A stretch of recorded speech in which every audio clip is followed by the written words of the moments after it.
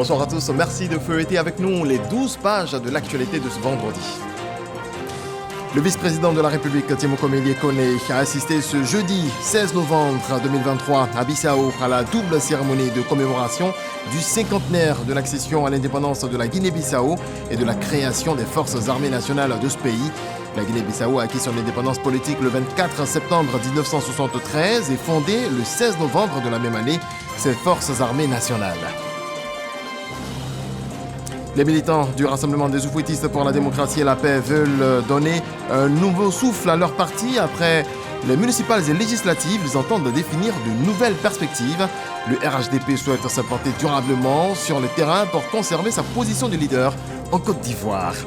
Connaissez-vous les margouillas? Leur proie, ce sont les fonctionnaires. Ne vous y trompez pas, ce sont bien des hommes. Ils vous prêtent de l'argent que vous devez rembourser avec des intérêts parfois au-delà du possible. Dans ce cas, vos cartes magnétiques sont confisquées. Malgré l'interdiction de cette pratique, le phénomène fait 72 000 victimes selon l'ONG EFAD. Bienvenue à vous tous. Le vice-président Timoko Melie Kone, représentant le président de la République Alassane Ouattara, a assisté hier jeudi à Bissau à la double cérémonie de commémoration du cinquantenaire de l'accession à l'indépendance de la Guinée-Bissau et de la création des forces armées nationales de ce pays. Awa Touré. La double cérémonie du cinquantenaire de l'indépendance de la Guinée-Bissau et des forces armées nationales, plusieurs chefs d'État et de gouvernement, au rang desquels le vice-président de la République, Timoko Melie Kone, ont effectué les déplacements. Le peuple bissau-guinéen et son président, le général Umaro Sissoco Embalo, ont décidé de célébrer ces deux moments forts de leur histoire. Dans son allocution, le président Umaro Sissoco Embalo a rendu un vibrant hommage à toutes les personnalités qui ont contribué à l'avènement de l'indépendance du pays, avec une mention spéciale à Amilcar Cabral, héros de la lutte émancipatrice. Après avoir évoqué les péripéties de cette lutte et les différentes évolutions du pays sur la voie du progrès et de la démocratie, le chef de l'État bissau-guinéen a remercié tous les partenaires et organismes internationaux qui ont accompagné et soutenu le pays dans son cheminement. Il a par ailleurs salué les efforts conjugués des dirigeants de l'armée et des forces vives qui ont permis à la Guinée-Bissau de retrouver sa place dans le concert des nations. Un autre temps fort de cette célébration, le défilé des différentes composantes socio-économiques du pays et de l'armée. Au terme de cette double célébration, le vice-président de la République, Timoko Melie Kone, a regagné Abidjan. Il a été accueilli par le Premier ministre Robert Bugri-Mambé et des membres du gouvernement. Les militants du Rassemblement des Oufouettistes pour la démocratie et la paix veulent donner un nouveau souffle à leur parti. Après les municipales et législatives, ils entendent définir de nouvelles perspectives. Le RHDP souhaite s'implanter durablement sur le terrain pour conserver sa position de leader en Côte d'Ivoire. Éric Ogoré. Les militants du RHDP déterminés à rendre le parti plus fort. Après la victoire aux élections locales et sénatoriales, le parti fait sa mue. Un diagnostic profond qui va redynamiser le parti des Oufouettistes est en cours. Ce séminaire de 3 jours va permettre aux Oufouettistes de travailler sur des insuffisances et se projeter dans l'avenir avec des perspectives plus concrètes qui mettent au cœur l'amélioration des conditions de vie des populations ivoiriennes. Tour à tour, des personnalités de ce parti se sont exprimés, saluant cette initiative. Je tiens à saluer la diversité des personnalités ici présentes, représentant les différentes strates et instances de notre parti. Votre présence ici témoigne de votre engagement envers les valeurs du RHDP et de votre volonté de contribuer activement à notre projet commun. Il me semble primordial que nous redéfinissions un bail nouveau qui soit cimenté par une discipline librement assumée et par le partage d'idéaux profonds qui renforcent la solidarité et la fraternité en notre sein. Le président du directoire du parti et haut représentant du chef de l'État, Gilbert Kone-Kafana, situe le contexte. Est-ce que nous avons été conformes à l'esprit que souhaite le parti, à savoir la discipline du parti? Volet extrêmement important pour un grand parti comme le RHDP. Ce séminaire me paraît particulièrement important. Le président du parti, le président Alassane Ouattara, attend de vous un examen critique. Le bilan, les perspectives, le fonctionnement, la vie du parti sont des points clés débattus au cours de cet atelier. Direction Paris, au 23e salon du Millipol. Le ministre Vagondo Diomandé a visité plusieurs salons et rencontré des professionnels du secteur de la sécurité. C'est ce que nous apprend Issa Tchonayeo. Le ministre de l'Intérieur et de la Sécurité en visite au 23e salon du Millipol à Paris, en France. Vagondo Diomandé sillonne plusieurs salons et participe à des rencontres B2B avec des professionnels du secteur de la sécurité. Il ne cache pas sa satisfaction quant à la participation de la Côte d'Ivoire à ce rendez-vous mondial sur la sécurité et la sécurité des pays. Nous venons de voir une proposition très intéressante qui consiste à surveiller les frontières de façon efficace. C'est des solutions dont nos pays ont besoin. Mais au point où on est arrivé aujourd'hui en termes de technologie, une fois que nous aurons acquis cette technologie-là, beaucoup de problèmes sur nos frontières vont s'en retrouver résolus avec une grande efficacité, mais surtout avec une rapidité que nous recherchons toujours. En dehors de cela, la sécurité publique de chaque instant, aujourd'hui, connaît en termes de technologie une avancée très notable. Dans le cas des enquêtes, dans le cas de la gestion d'une crise, dans le cas de la gestion d'un événement important, nous nous sommes rendus compte que les réflexions ont été menées et aujourd'hui, il y a des solutions qui facilitent toutes ces enquêtes, toute la gestion des grands événements et qui vous montrent en temps réel ce qui se passe autour du point central où se déroule l'événement. Cette visite est aussi l'occasion pour lui de dévoiler le type d'équipement dont a besoin le pays. L'essentiel ici, c'est qu'il fasse bon vivre en Côte d'Ivoire et que tous ceux qui fréquentent notre pays se sentent en sécurité, mais soient effectivement en sécurité. L'événement que nous avons aujourd'hui en ligne de mire, c'est la CAN qui vient en janvier. Toute notre attention est portée sur cet événement, mais au passage, les fêtes de fin d'année vont s'inviter dans les débats. Au total, je peux dire qu'au regard de ce que j'ai vu, nous ne sommes pas aussi mal lotis que ça en Côte d'Ivoire. Il y a des améliorations à apporter que nous avons trouvées ici. Au retour, nous verrons dans quelle mesure acquérir ce qu'il nous faut dans les délais dont on a besoin, mais être en mesure de se projeter pour que la Côte d'Ivoire continue d'être ce pays fréquentable. Le ministre Vagondo Diomandé rassure le monde sportif que toutes les dispositions seront prises afin que la Côte d'Ivoire offre à l'Afrique une CAN exceptionnelle sur le plan de la sécurité. La Haute Autorité pour la bonne gouvernance et la Banque ouest-africaine de développement, BOAD, ont signé un protocole d'accord ce vendredi à Abidjan. Il s'inscrit dans le cadre de la lutte contre la corruption. Dangui a les détails. Sur les chantiers de la lutte contre la corruption et les infractions assimilées, la Haute Autorité pour la bonne gouvernance HABG et la Banque ouest-africaine de développement BOAD scellent une alliance. Cette alliance a pris officiellement forme ce vendredi dans les locaux de la HABG où les deux institutions ont signé un protocole d'accord. Juste avant, la Banque ouest-africaine de développement BOAD, par la voix de son vice-président, a réaffirmé son attachement à la bonne gouvernance.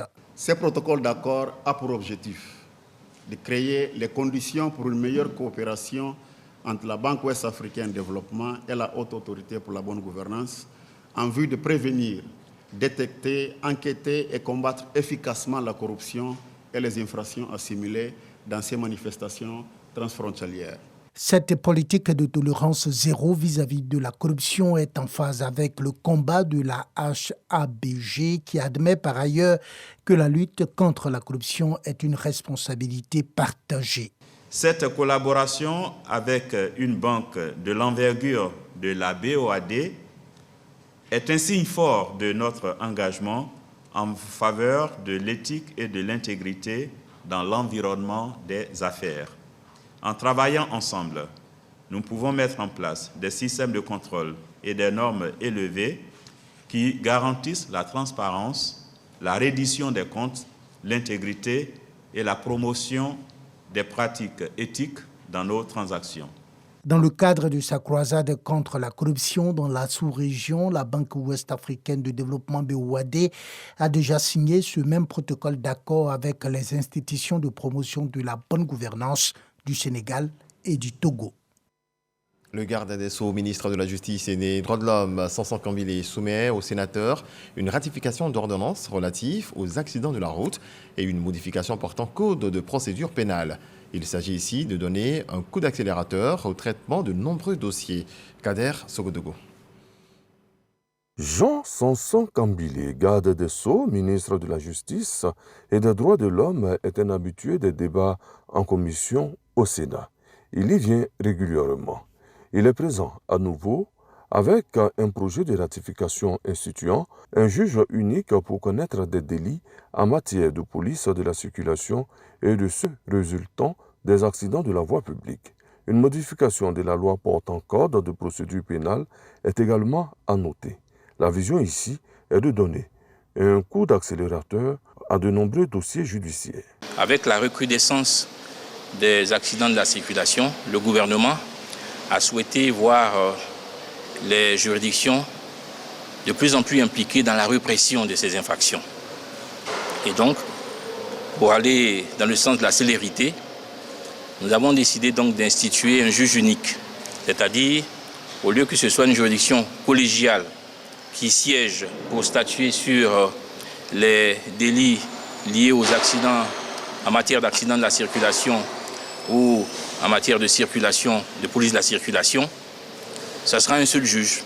La ratification et la modification telles que présentées par le garde des Sceaux, ministre de la Justice et des Libertés publiques, sont passées à l'unanimité des sénateurs présents. Le projet de réhabilitation des lacs de la capitale politique est lancé. Le ministre de l'Environnement, du Développement durable et de la Transition écologique, Jacques Assaouré-Conan, à Yamoussoukro pour s'enquérir de l'état d'avancement des travaux. Kader Sogodogo. Fondation Félix Houphouët-Boigny pour la recherche de la paix, Yamoussoukro. Au lendemain du vote par le Sénat du projet de loi portant Code de l'environnement, le ministre de l'Environnement, du Développement durable et de la Transition écologique, Jacques Assaouré-Conan, échange avec le comité de pilotage du projet de réhabilitation des lacs de la capitale politique. Après des explications en salle, le terrain. Le projet est géré directement par le Centre ivoirien antipollution CIAPOL. Il concerne 13 lacs à travers Yamoussoukro et consiste à vaincre les végétaux aquatiques, dont la présence est due malheureusement à la pollution causée par l'homme. Le milieu est un milieu fortement anthropisé qui reçoit beaucoup de déchets urbains. Les eaux usées issues des ménages et autres concourent enrichir donc ces milieux en éléments nutritifs. Un projet qui tient à cœur au gouvernement. Notre père à tous, Houphouët-Boigny, dans sa vision légendaire, a doté la capitale politique de lacs qui faisait la fierté de Yamoussoukro. On a tous constaté que ces lacs ont perdu leur lustre d'antan parce qu'envahis par des végétaux aquatiques. Et le président Alassane Ouattara, qui est le digne successeur du président Houphouët-Boigny, a décidé de réhabiliter ces lacs. La première phase consiste à enlever ces végétaux pour donner un lustre nouveau à notre Yamoussoukro. Les lacs de Yamoussoukro, une attraction majeure pour la Coupe d'Afrique des Nations de football à venir. Cette manifestation d'ampleur que la Côte d'Ivoire va abriter à partir de janvier que la ville de Yamoussoukro affiche fière allure.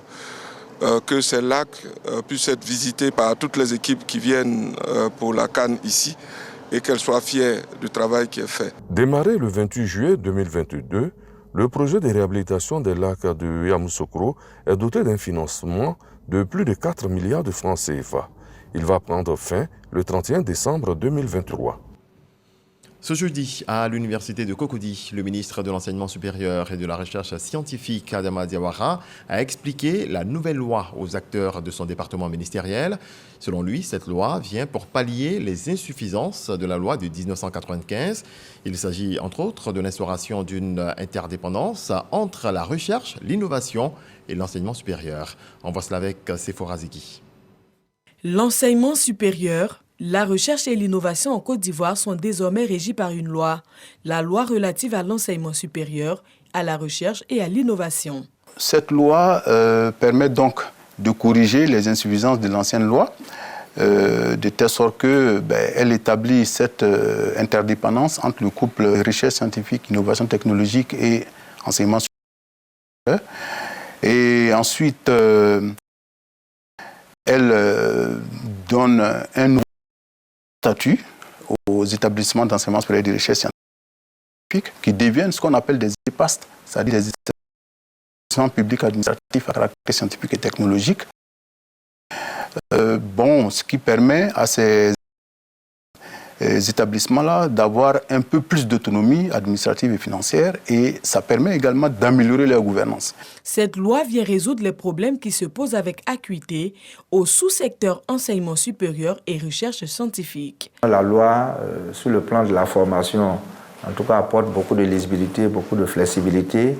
Les universités peuvent aujourd'hui ouvrir des écoles préparatoires, avoir des institutions universitaires de technologie. Au niveau de la recherche aussi, on voit que le problème épineux du financement est bien réglé, puisqu'aujourd'hui, nous allons pouvoir aller vers les 1% de PIB que nous souhaitons pour pouvoir financer la recherche. La loi baptisée Adama Diawara contribuera à asseoir une autonomie financière aux universités publiques du pays. Chaque université va signer un contrat de performance avec l'État de Côte d'Ivoire. Cela donne des droits, certes, mais cela donne aussi des responsabilités qui sont très importantes qu'il convient de combler, de réussir. L'enseignement supérieur, la recherche et l'innovation constituent pour tout pays des leviers du développement économique et social. Adama Diawara, le ministre de l'Enseignement supérieur et de la Recherche scientifique, entame donc une tournée de sensibilisation et d'information sur la mise en œuvre de cette loi. Il était face aux différents responsables des structures sous sa tutelle. Un système qui est très concurrentiel. Donc, pour que nous puissions évidemment compétir à l'échelle internationale, il nous faut absolument arriver à améliorer cette autonomie et cette gouvernance. La nouvelle loi va permettre de régler le problème de l'insuffisance du financement de l'enseignement supérieur et celui de l'insuffisance d'enseignants dans certaines spécialités, entre autres. La nouvelle loi réaffirme l'implémentation du système licence-master-doctorat dans notre système d'enseignement supérieur, avec tout ce que cela comporte, la semestrialisation des enseignements, l'organisation des enseignements en unité d'enseignement. Il y a, par exemple, le passage d'un cycle à l'autre qui va se faire par voie de sélection. Par exemple, le passage du cycle 1, c'est-à-dire de la licence 3 au cycle 2, donc au master 1, va se faire par voie de sélection. De la même façon, le passage du cycle 2 au cycle 3, c'est-à-dire du master 2 au doctorat 1, se fera par voie de sélection. La nouvelle loi relative à l'enseignement supérieur, à la recherche et à l'innovation a été promulguée le 22 mai 2023 par le président de la République, Alassane Ouattara. Toujours dans les couloirs de l'enseignement, l'UNESCO lance 2 projets.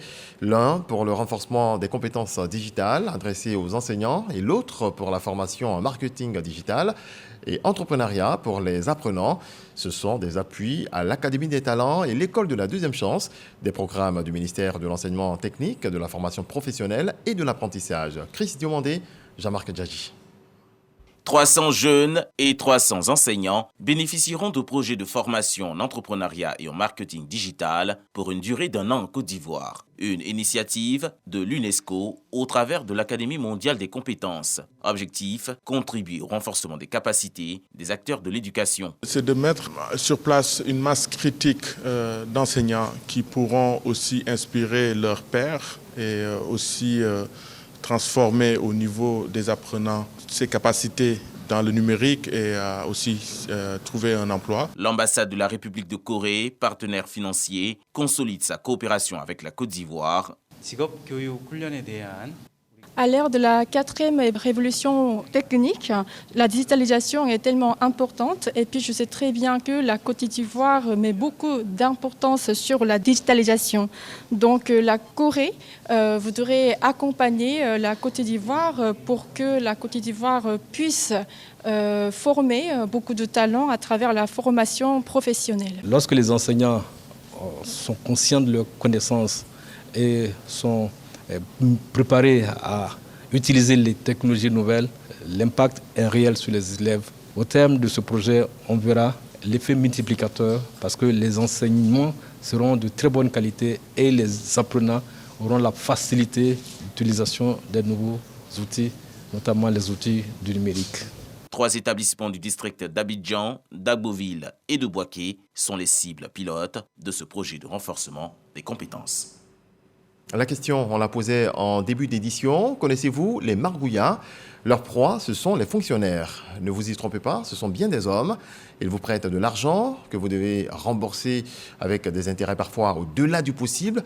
Dans ce cas, vos cartes magnétiques sont confisquées. Malgré l'interdiction de cette pratique, le phénomène a fait des milliers de victimes, selon l'ONG EFAD. Didier Nguessan, dans Vie d'ici. Regardons.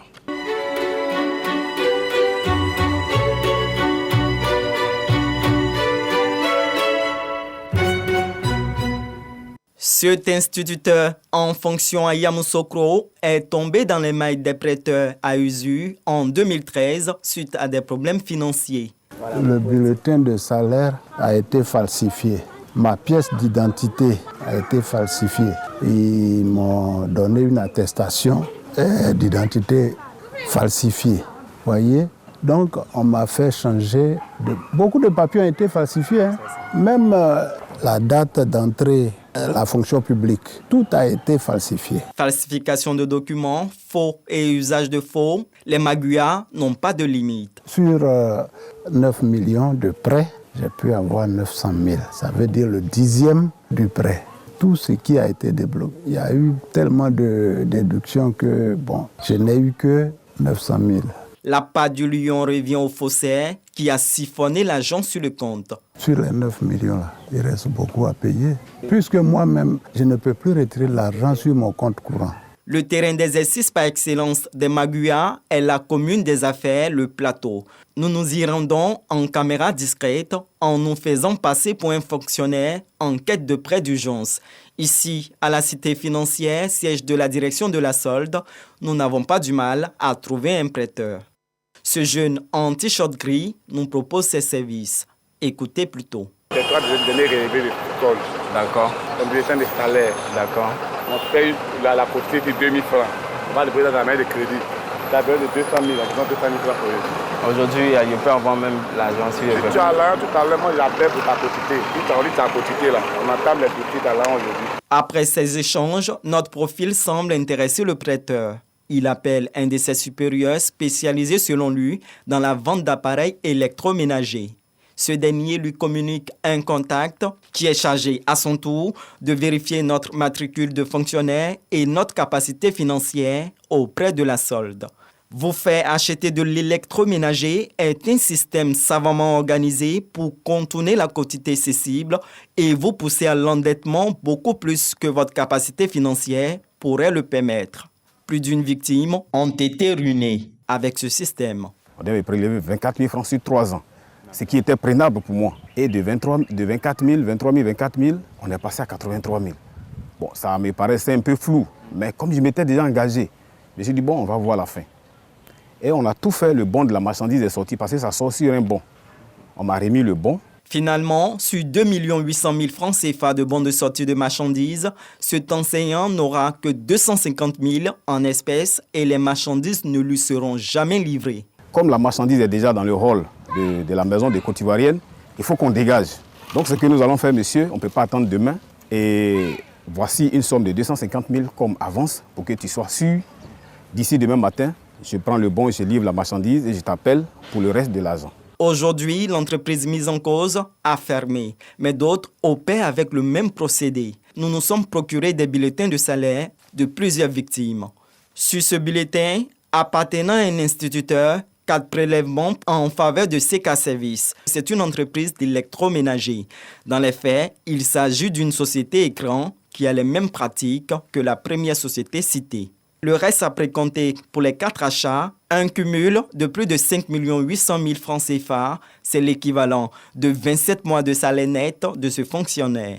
Malgré cette dette énorme, cet instituteur est beaucoup mieux loti que ce sous-officier de police à qui il ne reste que 49 000 francs pour vivre une fois tous les prélèvements effectués. Comment peut-on exécuter de telles retenues à la source au point de mettre à mal la quotité cessible? La réglementation en vigueur prescrit que le salaire ne doit pas subir de prélèvement au-delà de la quotité cessible ou saisissable qui représente le tiers du salaire. Le ministère du Budget et du portefeuille de l'État, tutelle de la solde, n'a pas donné de suite à notre demande d'interview. Dans ce document reçu auprès des victimes, la solde explique que les prélèvements résultent d'application de décisions de justice, elles-mêmes étant la conséquence de contrats privés entre le fonctionnaire et ses entreprises. L'ONG EFAD comptabilise 72 000 fonctionnaires victimes des magouillards. La société ivoirienne tout entière est gangrénée par ce système. C'est dommage que vraiment on n'en parle pas. Mais sinon, dans les victimes, il y a des sous-préfets, il y a des ambassadeurs, il y a tout le monde dedans.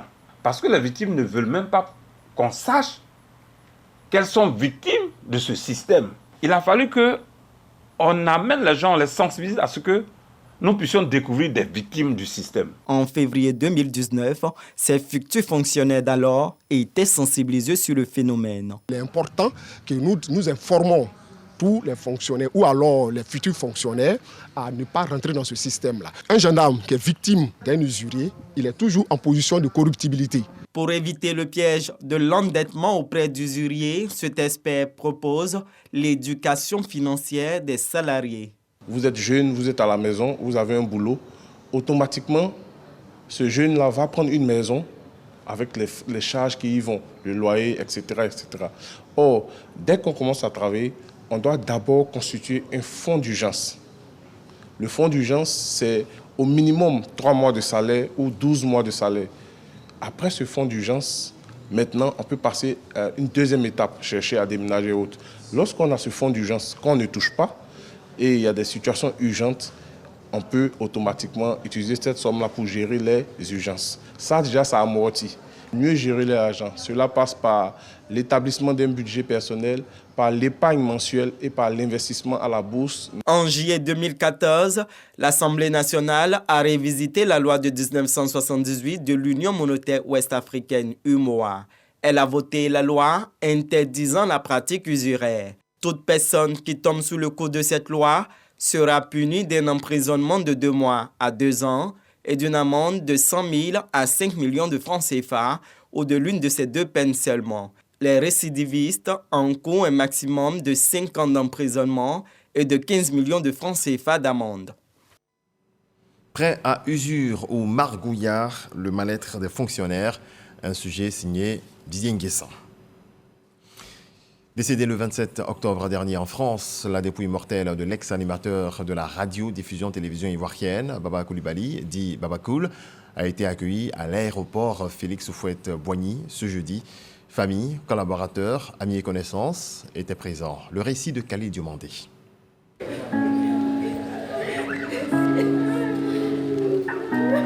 La douleur est tout aussi vive comme à l'annonce de son décès le 27 octobre dernier. En provenance de Paris, la dépouille de Baba Coulibaly alias Baba Cool est arrivée dans la nuit de jeudi à l'aéroport Félix Houphouët-Boigny d'Abidjan. Les cœurs en lambeaux Proches, amis et connaissances sont encore sous le choc de sa disparition. Comme pour marquer son attachement et sa reconnaissance à celui qui a fait les beaux jours de la télévision nationale, la RTI, avec à sa tête son directeur général Fousseni Dembélé, est bien présente aux côtés de la famille éplorée. Dans cette douloureuse épreuve, point de discours, mais plutôt des prières pour le repos de l'âme de l'illustre disparu. Baba Cool aura passé plus de 20 ans au service de la RTI, d'abord en tant qu'animateur des émissions Maximum, Podium et Ozo Vacances qui lui ont valu sa renommée. Voici le JT de la première, 5, 4, 3, 2, c'est parti avec Grand Laou. Le grand passionné du micro est ensuite promu chef de département programme de RTI 1 en 2015. Baba Coulibaly aura donné le maximum pour recouvrer la santé, mais la détermination de la grande faucheuse était plus forte. La date de son inhumation sera communiquée ultérieurement par sa famille biologique.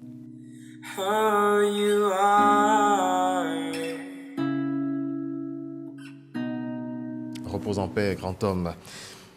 On termine avec du football éliminatoire mondial 2026. Première journée, la Côte d'Ivoire a battu les Seychelles ce jour sur le score fleuve de 9-0 avec 7 buteurs différents. Les Ivoiriens sont donc premiers de leur poule. Voilà, c'est tout pour ce 23h. Excellente nuit. Dieu nous garde. Bonsoir.